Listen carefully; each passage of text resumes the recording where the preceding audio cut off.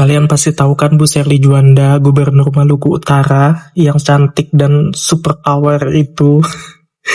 Aku tuh ngelihatnya Bu Sherly Juanda nih cuma satu kekurangannya sih, kayak dari semua segala aspek yang mungkin diadu ke dia akan tetap menang. Tapi menurutku kekurangan satu ini tuh selalu meliputi dia kemanapun. Bukan karena dia tidak bisa memimpin Maluku Utara untuk menjadi lebih baik, atau tidak menjalankan tugasnya layaknya gubernur dengan baik. Bukan itu ya. Yang perlu di-highlight adalah setelah beberapa kali aku ngeliat scroll tentang Bu Sherly Juanda ini yang sangat Masya Allah cantik banget.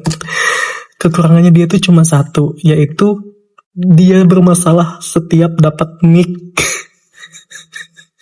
Mikrofonnya tuh nggak ada yang bener, dan dia selalu komplain kenapa mic-nya itu nggak pernah bener.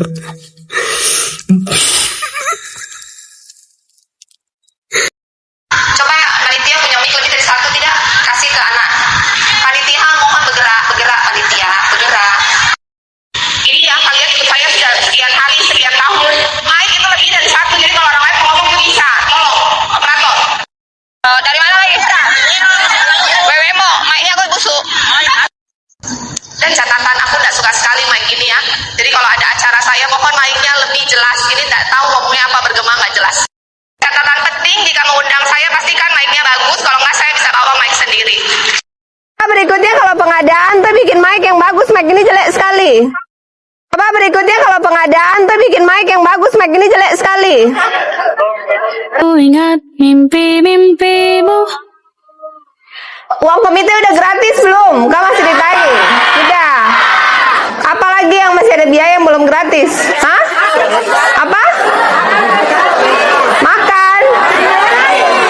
Kan sudah ada MBG toh? Lancar enggak setiap hari MBG-nya? Coba berikutnya kalau pengadaan tuh bikin mic yang bagus, mic ini jelek sekali. Kalau dari sekolah saja tidak bisa menyiapkan hal sepele seperti ini dengan baik, bagaimana kalian menyiapkan generasi emas Maluku Utara? Ibu-ibu, bapak-bapak, tolong dipikirkan. Tidak penting hura-huranya, ini penting itu kualitasnya. Pertama honor kan 2008 kami sempat negatif lagi saya pada tahun dulu masih ya harus itu Ini apa makanya saya panggil? Bila banyak masalah hidupmu. Pada siang hari ini untuk penyerahan SK 1394 P3K Provinsi Maluku Utara. Sekali lagi saya ucapkan selamat bekerja, selamat mendapatkan status yang resmi, dan selamat di bulan Oktober nanti kenaikan gaji 2 kali lipat dan menambah Hidupmu. Halo Fitriani, sudah kerja jadi Vano berapa tahun? 17 tahun. Apa yang dirasakan? Kayaknya agak terharu kan? Apa yang dirasakan, mungkin mau sharing? pertama honor kan 2008 kami sempat negatif lagi saya pada tahun dulu masih ya di sini harus itu. Ini apa makanya saya panggil. Jadi gaji pertama P3K nanti kasih ke orang tua. Karena 2 orang tua lah Fitriani bisa di sini ya. Ibu siapa namanya? Wiwi dari SMA 11. Berapa tahun? 12 tahun di 12 tahun.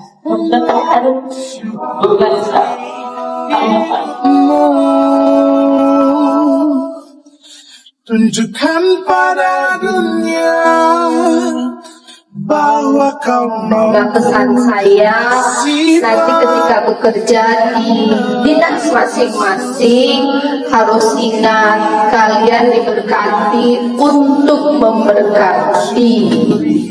kalian ada di sini, walaupun semua dari kita punya permasalahan hidup, tapi percayalah masih ada banyak masyarakat Maluku Utara yang hidupnya jauh lebih susah daripada kita juga. Untuk itu kita hadir untuk meringankan beban hidup mereka, meningkatkan kesejahteraan hidup mereka, lakukan yang terbaik sebagai pelayan masyarakat Maluku Utara, karena untuk itulah kita ada di sini. Senyumlah, syukuri hidupmu,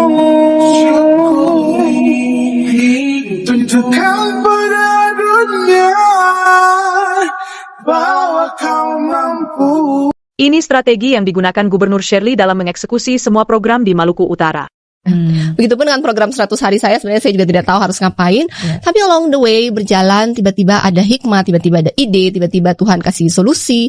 Kemudian semua yang saya rencanakan bisa selesai dalam 2 tahun, selesai dalam 100 hari ini. Wow. Ya, saya sudah bisa pendidikan dan kesehatan gratis by the end of 100 hari. Satu provinsi Maluku Utara. Seorang ibu rumah tangga, terus tiba-tiba sekarang bisa langsung mengeksekusi dan menjalankan program-program dan terrealisasi dengan baik. Apa yang menjadi percepatan? Kita istri ibu rumah tangga, ketika dikasih jumlah uang dari suami, kita ngatur ada makanan selalu di meja. Bahkan ibu-ibu yang dalam kondisi ekonomi agak sulit pun kadang uang pas-pasan selalu ada makanan di atas meja. Dan sebagai pengusaha biasanya kita pendapatan harus dicari dulu kan, baru kita bisa spend. Tapi di dalam pemerintahan kan sebenarnya jatah pendapatan sudah ada. Kita hanya perlu mengelolanya dengan baik, efektif, produktif untuk 1,3 juta anak-anakku ini. Jadi menurutku nggak sulit sih. Strategi untuk memimpin sebuah provinsi atau negara ini, strategi emak-emak pun juga bisa dilakukan. Saya ini adalah ibu bagi 1,3 juta. Yang paling mengerti perempuan adalah perempuan. Itu 50%. Yang paling mengerti anak-anak biasanya adalah ibu. Saya adalah ibu. Dan bapak-bapak yang paling mengerti dan mengasihi kalian adalah seorang ibu. Dan saya adalah seorang ibu. Saya hanya perlu baca. Saya perlu baca semua. Ini nggak penting, pindahin ke sini. Ini nggak penting, pindahin ke sini. Oh, ini nggak produktif gitu. Fokus aja. Bu, dalam realitas politik daerah, tantangan apa sih yang paling berat Ibu hadapi sebagai pemimpin perempuan di kawasan Indonesia Timur? Mungkin tantangan pertama itu biasanya diragukan sebelum kita bekerja tuh udah diragukan dulu. Jadi kita harus membuktikannya tuh dengan output, dengan kinerja. Kalaupun sudah dibuktikan pun dibilang pencitraan. Ya enggak apa-apa, dibuktikan terus. Terus dianggap oh perempuan itu lemah. Jadi intinya adalah bahwa ya ada tantangan, tapi kemudian perempuan itu sering dianggap itu tidak tegas, menggunakan perasaan, gampang simpatik. Tapi saya menganggap itu sebagai kekuatan bukan kelemahan. Saya dalam memimpin 1,3 juta walaupun jumlahnya sedikit banget dibandingkan dengan Jawa Tengah 38 juta, kita cuma 1,3 juta. Tapi saya selalu memposisikan saya sebagai seorang ibu. Jadi kalau ada yang marah-marah, demo-demo, ya saya anggap sebagai anak. Saya menegurnya dengan baik, mendengar, mencari solusi, memetakan masalah. Selama 8 bulan ini berjalan dengan baik sih. Ketika mereka keras, kita lembut, solusinya ada. Dan ketika mereka menganggap remeh bahwa kita tidak bisa, kita buktikan dengan bekerja lebih cepat, belajar lebih banyak, kita buktikan dengan output. Pada intinya itu, kepemimpinan itu perempuan dan laki sama saja. Pada akhirnya yang ditunjukkan adalah kinerja dan outputnya. Ketika dibilang tidak bisa, kita buktikan kita bisa. Tidak dengan berdebat, tidak dengan meyakinkan orang lain, tapi dengan output. Seperti biasanya kita ada subsidi untuk mudik. Jadi ada yang bukan asli Ternate di sini? Nah, jadi yang mau mudik ke Sula, Taliabu, Morotai, dan lain-lain atau ada saudara akan launching di tanggal 4 nanti. Dan baru mulai tanggal 5 baru bisa beli tiketnya. Tiketnya bisa dibeli secara online dan bisa periodenya itu mulai dari tanggal 12 Maret sampai dengan 31 Maret. Pulang pergi ya. Jadi ada diskon subsidi 50% seperti tahun kemarin. Hanya saja pelayanannya tahun ini harusnya lebih baik karena sudah bisa dibeli menggunakan digital. Kemarin waktu kita mudik akhir tahun berjalan dengan baik, tidak ada penumpukan, tidak ada antri yang panjang seperti Idul Fitri 2025. Jadi 2026 pesan saya kepada Kadis Perhubungan, pastikan proses pembelian tiket dan pengambilan tiket bisa dilakukan secara digital dan tidak ada penumpukan. Ya, Oke, terima kasih. Nanti di launching tanggal 4 baru bisa beli tanggal 5. Terima kasih. Shirley Laos, calon gubernur Maluku Utara. Bukanlah orang baru di pemerintahan. Dia selalu setia mendampingi mendiang Benny Laos selama menjadi Bupati Morotai. Dia paham betul apa yang harus dilakukan seorang pemimpin untuk masyarakatnya. Selama menjadi ketua penggerak PKK, Shirley sangat dekat dengan masyarakat. Shirley mendengarkan keluhan langsung dari masyarakat, terutama keluhan ibu-ibu rumah tangga. Shirley juga menjadi ketua PAUD, memperjuangkan ketersediaan gedung sekolah yang layak untuk pendidikan anak usia dini di Morotai. Saat Benny Laos menjabat, Shirley turut membantu melahirkan ide-ide pembangunan yang menghasilkan banyak penghargaan untuk Kabupaten Morotai. Shirley pun sangat paham tentang pertanian, karena dia adalah Ketua Himpunan Kerukunan Tani Indonesia, HKTI. Mulai dari semai pindah tanam sampai dia panen itu 3 bulan. Dari 3 bulan itu kalau cabai keriting dan cabai nona itu dia akan panen setiap minggu sampai 15 sampai 20 kali. Tergantung pintar-pintarnya kita ngerawat. Kalau tomat dia akan panen setiap 3 hari. Shirley juga aktif dalam Dewan Kerajinan Nasional yang menjadi mentor untuk banyak UMKM dalam melakukan usaha kerajinan. Shirley sangat dekat dengan anak muda. Shirley memfasilitasi banyak event-event seni untuk anak muda, memberikan banyak kesempatan untuk anak muda mengembangkan bakatnya. Di dunia olahraga, Shirley adalah pengurus pusat Perwosi, Persatuan Wanita Olahraga Seluruh Indonesia. Shirley juga aktif sebagai pengurus pusat wanita Selam Indonesia.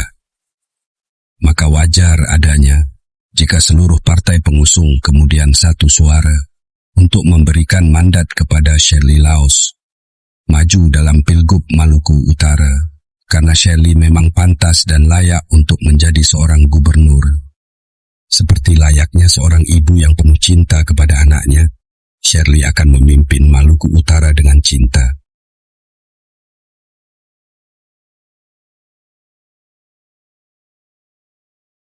Yang ingin saya sampaikan, saya dengan Bu Shirley ini kenapa hadir ke sini. Bu Shirley saya yang ngundang dan saya ngajak. Nanti sambil kita buka, Bu Shirley kasih speech dikit lah, karena ini fans Bu Shirley banyak di sini. Bismillahirrahmanirrahim. Assalamualaikum warahmatullahi wabarakatuh. Alhamdulillah rabbil alamin wa bihi nasta'in ala umurid dunya waddin, sayyidina wa habibina wa syafi'ina wa maulana Muhammadin wa ala alihi wa sahbihi wa barik wa sallim ajma'in. Rabbi syrah li sadri wa yassir li amri wa hlul 'uqdatam min lisani yafqahu qauli. Yang sama-sama kita hormati, kita muliakan tuan rumah Ibu Khofifah Indar Parawansa, Gubernur Jawa Timur, Menteri PAN dan Reformasi Birokrasi Bu Rini Widiantini beserta seluruh jajaran dan seluruh mitra kerja Komisi 2 DPR RI yang hadir, dan mohon maaf saya tidak bisa menyebut satu persatu, cukup lengkap tokoh-tokoh dari lembaga negara yang hadir Bu Gubernur hari ini. Gubernur Maluku Utara sahabat saya Ibu Shirley Chowanda. Bu Shirley Chowanda ini sejak kami melaksanakan silaturahmi regional KAHMI se-Papua, Maluku Utara, sudah kami baiat menjadi keluarga KAHMI. Kalau KAHMI itu kepanjangannya Korps Alumni Himpunan Mahasiswa Islam. Kalau Bu Shirley kawan alumni HMI. Adinda Emil Elestianto Dardak, Wakil Gubernur Jawa Timur yang juga merupakan alumni HMI. Adinda Emil ini sahabat saya hampir 20 tahun. Saya waktu itu masih jadi dosen PNS, Mas Emil masih jadi konsultan. Cari duitnya sama-sama Bu. Kami tersesat di jalan yang benar, di jalan politik ngikut Bu Khofifah. Pertama saya mengucapkan permohonan maaf karena pesawat saya hampir 1 jam berputar-putar di udara, dan karena kehendak Allah dan syafaat Rasulullah saya bisa landing dan kita bisa bertemu pada kesempatan hari ini walaupun waktunya sudah sangat mepet. Yang kedua, saya berterima kasih banyak kepada Bu Khofifah, Mas Emil dan seluruh jajaran dari pemerintah Provinsi Jawa Timur termasuk Pak Sekda, abang saya yang telah memfasilitasi silaturahmi ini. Saya menggelar Safari Ramadan ini Bu dengan niat untuk mengguyupkan yang pertama seluruh mitra kerja Komisi 2 DPR RI dengan unsur pemerintah daerah. Di dalam periode kami 2024-2029 Komisi 2 DPR RI ingin menjadi bridging atau jembatan antara kepentingan daerah dan kepentingan pusat. Insya Allah nanti setelah Idul Fitri kami DPR RI akan mengundang seluruh kepala daerah se-Indonesia, gubernur, bupati, wali kota. Kami akan bikin beberapa term. Tadi malam saya sudah berkoordinasi dengan Profesor Sufmi Dasko Ahmad. Beliau berkenan untuk memimpin pertemuan itu. Karena saya bilang kalau saya yang mengundang, saya hanya mengundang dan menginventarisir masalah. Solusinya saya nggak punya. Tapi kalau Pak Dasko yang memimpin, mudah-mudahan solusi bagi seluruh persoalan daerah bisa kita selesaikan. Ini era baru DPR dan saya kira DPR mudah-mudahan bisa menjadi jembatan bagi merajutnya NKRI dengan otonomi yang sudah kita sepakati di konstitusi. Yang kedua, Bu Khofifah, saya menitipkan dan berterima kasih sekaligus seluruh mitra kerja kami di Jawa Timur. Dan yang tidak kalah penting seluruh keluarga besar HMI dan KAHMI. Saya adalah Presidium Majelis Nasional KAHMI, maka saya kemanapun ke seluruh daerah saya tidak pernah melupakan HMI dan KAHMI. Karena saya punya sejarah. Kalau Bu Sherly tahu sejarahnya, saya nggak bisa begini kalau nggak ada HMI. Karena dulu almarhum abah saya, udah buka ya. Karena dulu almarhum abah saya itu tukang becak Bu, nggak bisa kuliah, diselamatkan oleh senior-senior HMI, tinggal di sekretariat HMI cabang Banjarmasin, dikasih makan gratis, dikasih tempat tinggal gratis, dibantu kuliahnya di IAIN Antasari Banjarmasin sampai selesai. Kalau nggak ada HMI, Rifki ini anak petani di kampung. Jadi kalau orang tanya kenapa kok Rifki sayang sekali dengan HMI dan KAHMI, saya lebih dari sekedar ideologis, ini utang budi sampai mati yang saya nggak bisa balas gitu.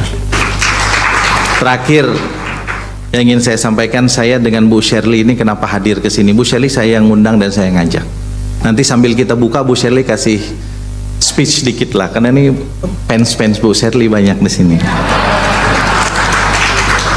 Suatu hari saya ketemu dengan Bu Sherly cerita pengalamannya setelah retreat di Magelang. Saya tanya apa yang menarik dari retreat di Magelang. Beliau bilang bukan soal materi dari para menteri, ini mohon maaf Bu ini, karena nggak sempat dialog, katanya terlalu padat acaranya. Yang menarik Bu Sherly itu tinggal satu barak dengan Ibu Khofifah Indar Parawansa. Karena gubernur perempuan di Indonesia cuma 2 orang. Jadi kita sudah menghadirkan 100% gubernur perempuan di Indonesia. Bu Sherly dengan Bu Khofifah kita tahu beda keyakinan, tapi Bu Sherly mengagumi Bu Khofifah karena katanya sebelum subuh sudah bangun, rajin membaca Al-Quran, mengaji, berzikir. Dan Bu Khofifah menunjukkan bagaimana kerendahan hati seorang hamba Allah kepada Tuhannya. Tapi setelah itu yang Bu Sherly juga cerita kepada saya, beliau juga mampu mengkoordinasikan pekerjaannya dengan baik. Dia telepon sana sini kanan kiri, dia selesaikan tanggung jawabnya dengan baik. Dia bilang saya retreat belajarnya dari Bu Khofifah katanya gitu. Karena itu jauh-jauh hari saya bilang sama Bu Sherly, Bu saya tanggal 6 awalnya ingin ke Jawa Timur buka puasa bersama, kemudian kita ganti menjadi hari ini, kalau berkenan Ibu ikut. Beliau bilang saya ikut. Ternyata dia pergi duluan tadi pagi gitu. Dan saya ucapkan terima kasih juga kepada Bu Sherly. Saya juga pengagum Bu Khofifah. Saya masih jadi aktivis mahasiswa, Bu Khofifah sudah menjadi wakil ketua DPR, menjadi menteri. Waktu itu saya cek di koran, siapa ini wakil ketua DPR kok masih muda sekali. Karena waktu itu yang kita lihat kan siaran TVRI, RCTI dan SCTV. Dan Bu Khofifah waktu itu menjadi ikon bagi kepemimpinan muda nasional. Bu, kalau ada bacaan khusus nanti tolong disalinkan kepada kami. Saya kira itu yang bisa saya sampaikan. Selamat berbuka puasa. Mudah-mudahan persaudaraan dan kebersamaan kita bisa terus kita rajut untuk kebaikan bangsa dan negara tercinta. Billahi taufiq wal hidayah. Assalamualaikum warahmatullahi wabarakatuh. Baik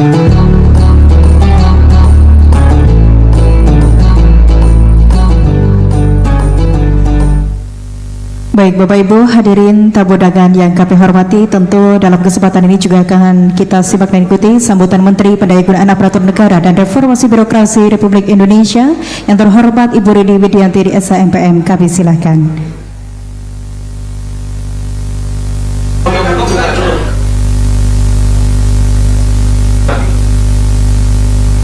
Baik, namun sebelum itu kami persilahkan Bapak Ibu sekalian untuk dapat melaksanakan buka puasa bersama.